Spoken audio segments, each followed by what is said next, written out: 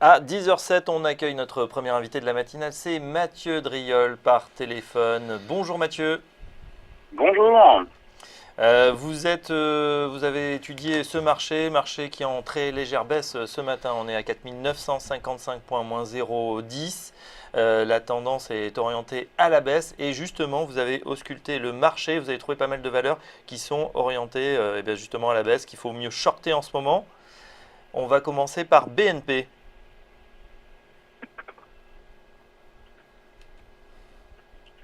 BNP. Non, non, le stock 600, Ah, le avant de stock 600. commencer, oui, avant toujours, faut faire un point sur les indices pour savoir si le sens est le bon, hein, avant même de se concentrer sur le stock picking. Et le stock 600, eh bien, est revenu hier avec une séance un peu baissière et ce matin même sur le haut de son gap haussier, gap qui a provoqué une petite réaction haussière intraday, mais qui est pour l'instant très très limitée. On est donc toujours dans le scénario anticipé dès mardi, c'est-à-dire une consolidation, voire une correction, tant qu'on est sous cette zone des 401, 404 points, ce qui effectivement après m'amène moi à rechercher des valeurs à la vente, puisque je suis donc plutôt vendeur sur l'indice, donc je cherche des choses à vendre et j'ai trouvé que les valeurs bancaires souffrait pas mal. BNP toujours avec cette figure en tête-épaule qui semble se valider. En tout cas, tant qu'on va rester sous 57,50, ça sera le haut de la seconde épaule.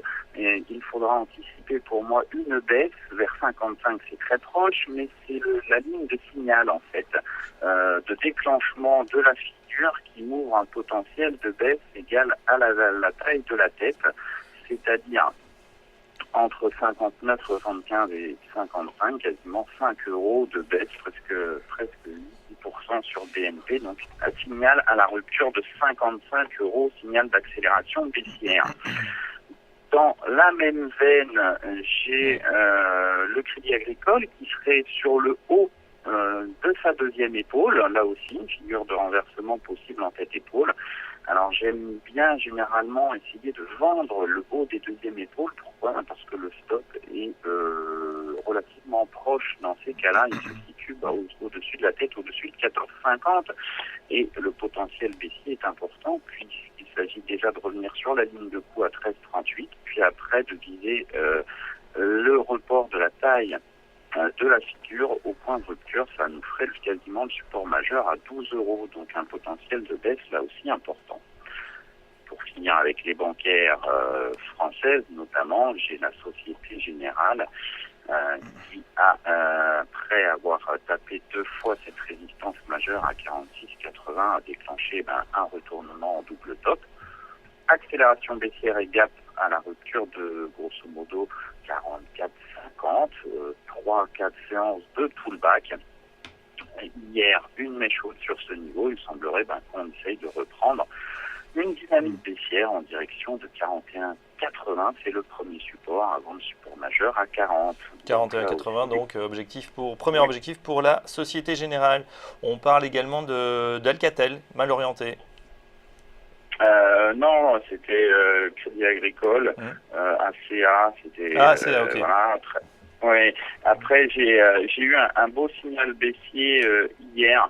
Alors c'était une valeur entre guillemets sans tendance, hein, c'est GDF Suez, mais à certains moments, des fois, les signaux, il faut les surveiller avec attention et on pourrait reprendre un trend assez dangereux. J'avais un niveau à 17,80, 17,70, 17,80 hier. On était ce matin, on avait clôturé sous ce niveau. Pour l'instant, on se reprend, on sent beaucoup d'hésitation sur GDF Suez autour de ce soutien. C'est vraiment un niveau clé. Si d'aventure on clôturait sous ce niveau, j'aurais probablement une rapide accélération vers 17,05. C'est un tout premier point. Et puis après, ce serait probablement 16. Alors pour un titre qui n'évolue que peu, je pourrais avoir le début d'une nouvelle tendance sur GDF Suez. Oui, Effectivement, on voit que GDF Suez est peut-être en train d'enfoncer sa ligne de support horizontal aux alentours des 17,80. Il y a également une valeur que vous suivez particulièrement, c'est en Allemagne, c'est SAP.